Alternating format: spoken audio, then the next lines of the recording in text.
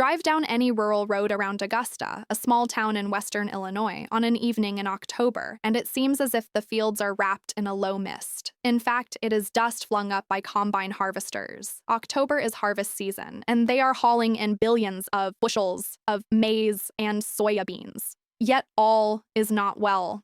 Sitting in the cab of his combine harvester, Brady Holst, a 32-year-old who farms soya and maize, corn to Americans, on 3,500 acres around Augusta, explains the problem. It used to be that farmers had to worry about the weather, he says. It seems like now it's more policies or global events. Things like that change quickly and make things tough. The global event worrying farmers right now is that China has stopped buying soya beans. Last year, Chinese buyers bought $13 billion worth, representing around half of exports, or almost a quarter of the entire crop. By mid-September last year, Chinese buyers had ordered 6.5 million tons of American soya. By that date this year, with the buying season just getting started and a 20% retaliatory tariff imposed by China, they have not made a single order. If China does not start buying soon, it is going to be very, very challenging, says Todd Main of the Illinois Soybean Association, which represents farmers.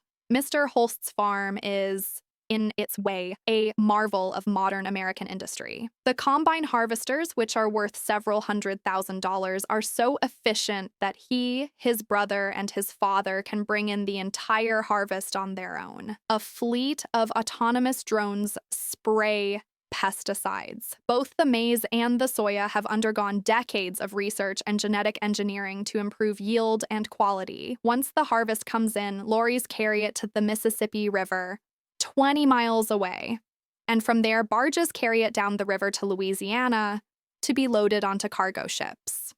But this efficiency also makes farms vulnerable. American farmers are not diversified, and the president has delivered quite a shock. China's retaliatory tariffs are just the start of the problem. While commodity prices are falling, input costs are rising, in part thanks to import tariffs. In more labor-intensive sectors, such as dairy, fresh produce, and cattle farming, ICE raids are disrupting the supply of workers. Conditions are not yet as bad as they were during the 1980s farm crisis, says Beth Ford, the CEO of Land O'Lakes, a large farm cooperative.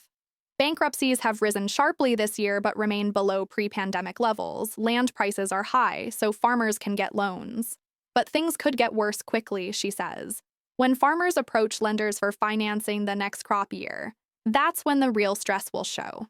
Younger people are struggling to enter the industry. More farmers are older than 75 than younger than 35. The bigger risk even than bankruptcy, Ms. Ford says, is that America loses its comparative advantage. In the past few years, the land used for soya and corn cultivation in Brazil has expanded by 40%. Chinese investment in new railways and ports means it is cheaper to get to market. And in Brazil's climate, farmers can grow 2 crops a year. A trade war would only cause this competition to grow. Mr. Main suggests hopefully that new markets can be found, and domestic uses for soya, such as making biofuels, will provide new demand. But that is all rather speculative.